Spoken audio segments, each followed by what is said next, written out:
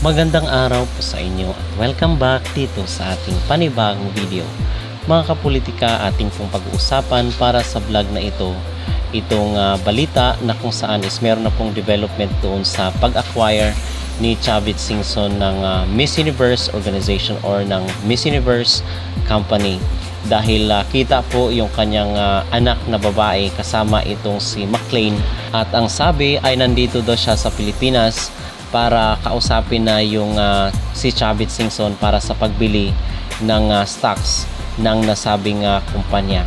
So, meron kasing balita mga kapolitika daw dito sa interview ni Chavit Singson na wala di umanong reigning queen ang magpi-farewell pag na-acquire niya na yung Miss Universe para sa taong 2026, at ang sabi pa ay dito daw sa Pilipinas gaganapin ang susunod na edisyon para ma-promote yung turismo ng Pilipinas. So ating pag-uusapan mga kapolitika yung issue na kung saan is hindi mag-farewell walk itong si Fatima Bush at baka i-vacant pa yung kanyang posisyon dito sa nasabing beauty contest. Pero bago ang lahat ay huwag kalimutang mag-like at mag-subscribe na rin kayo para updated kayo sa ating mga latest issue. At usap-usapan nga po itong picture ng anak na babae ni Chavit Singson at itong si McLean na taga Miss Universe, at ang sabi is parang nagkaroon daw ng deal itong dalawang ito, although yung ibang team ng Miss Universe is next month papupunta dahil sa holiday. So ito ay maliwanag mga kapolitika na nasa 90% na mabibili ni Chavit Singson yung Miss Universe. So ngayon ay nababahala ang mga Mexican na mabili ni Chavit at para daw ito i-destroy itong si Fatima Bush.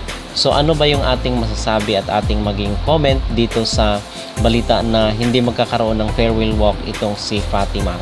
So ito nga mga kapolitika ang sinasabi natin na hanggang ngayon ay naghahanap pa rin ng hustisya yung mga tao doon sa Miss Universe 2025, most especially yung mga candidate at yung mga supporters.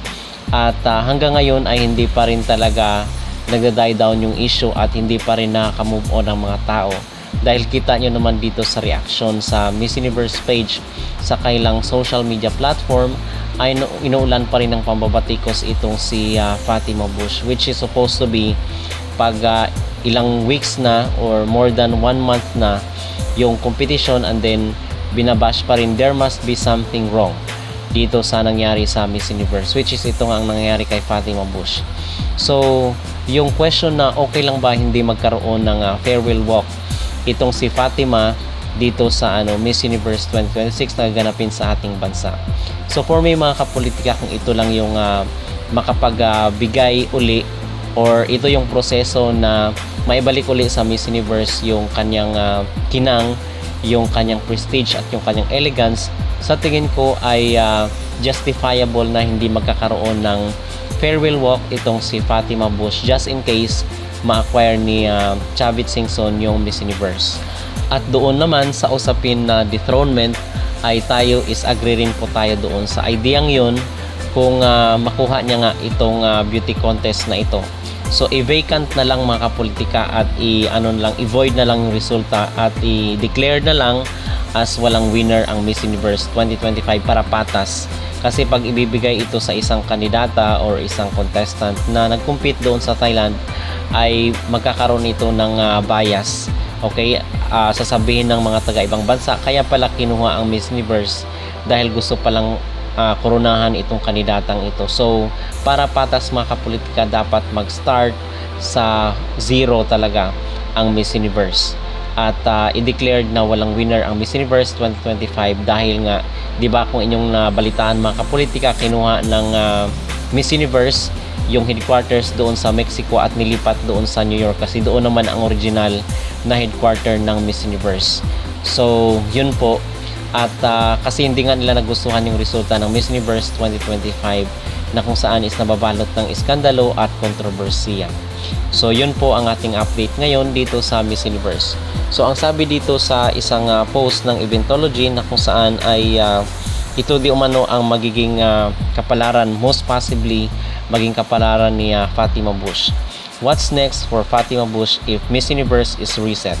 Businessman and politician Chavit Singson has steered conversation after outlining his plans should he successfully acquire the Miss Universe organization.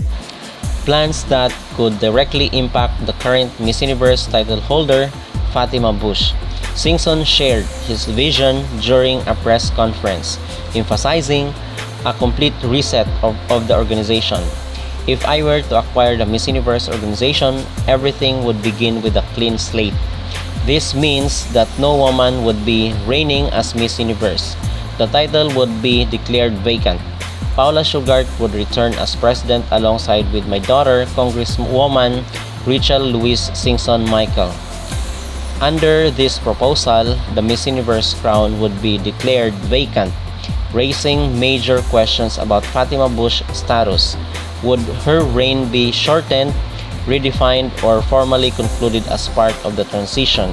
As of now, no official details have been released regarding how her title or legacy would be handled. Singson's connection to Miss Universe is well established. His LCS group of companies successfully hosted Miss Universe 2016 pageant in the Philippines, an event remembered for its grand scale and global attention. With no confirmation yet from the Miss Universe organization or Fatima Bush herself, pageant fans are left waiting for clarity on how such a clean slate would affect the woman currently holding the crown. So ito mga kapolitika, walang kasiguraduhan kung matatapos ni Fatima yung kanyang 1-year term reign dito sa Miss Universe. Depende po yan sa maging deal or pag-uusap ng Miss Universe together with Chavit Singson. So ngayon, ang maging resulta nito, I believe na talagang kung nagbayad man itong papa ni Fatima dito sa kay Raul, ay talagang masasayang yun mga kapolitika dahil galing naman din yun sa isang dirty money. Okay? And then doon din pala sa mga nagtatanong na baka daw isang corona naman sa Pilipinas ang ibibigay dahil sa Chavit Singson na yung magmamay-ari. So para po sa kaalaman ng lahat, yun pong pag-acquire ni Chavit Singson ng Miss Universe is nangyari po siya 2019. Kasi inaakusahan ng mga Latinos, ng mga taga-ibang bansa na kung kaya daw nakornahan itong si Catriona Gray noong 2018 dahil si Chavit Singson daw yung nagmamay-ari. Well, mga kapolitika, primary investor lang po itong si Chavit noong 2018.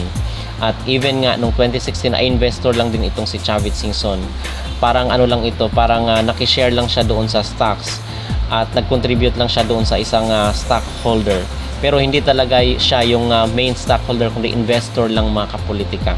Okay, in fact, nalugi pa nga itong si Chavit Singson at para doon sa mga nagki-question, mga nagdududa, mga nagda-doubt ay na-acquire po ni Chavit Singson ang Miss Universe noong 2019 at noong 2016 naman even siya yung isa sa mga primary investor ay kinoronahan rin itong si Miss France, si Iris Mitiner. So walang luto-luto na nangyari at walang bias na ibibigay yung corona to someone or sa ating kababayan, sa ating candidate dahil isang Pinoy yung nagmamayari. Wala pong ganong issue dahil 2019 pa na-acquire ni Chavit Singson or naging CEO itong si Chavit 2019 na. So kaya nga gustong-gusto ng Miss Universe si Chavit kasi patas yung kompetisyon at fair yung resulta ng Miss Universe during his term. Okay, at alam niyo naman ng 2019, 'di ba, kinoronahan itong si Miss South Africa at kita naman doon na hanggang first cut lang itong si Gazini Ganados. So kahit si Chavit Singson pa nagmamay-ari ng Miss Universe that time ay wala po tayong magandang placement during sa panahon ni Gazini Ganados. So malayong-malayo ito sa mga espekulasyon mga kapolitika. Kasi kung unlike dito sa mga taga Thailand na si Anja Krotatip ay laging nasa top 5 yung kailang candidate kahit hindi naman deserve. Okay? So yun po yung aking maging opinion at ang aking maging reaksyon. So walang bias at patas lang po pag si Chavit Singson ang mag-acquire ng Miss Universe. So ano po ang inyong mag-reaksyon mga kapolitika dito sa balita na pag makuha daw ni Chavit Singson ang Miss Universe ay ma-dethrone daw itong si Fatima Bush at posible daw na dito sa Pilipinas ang maging susunod na edisyon ng Miss Universe. Kayo rin po ba ay agree na walang farewell walk itong si Fatima Bush. Mag-comment down below at huwag kalimutang mag-like at mag-subscribe na rin kayo para updated kayo sa ating mga latest issue.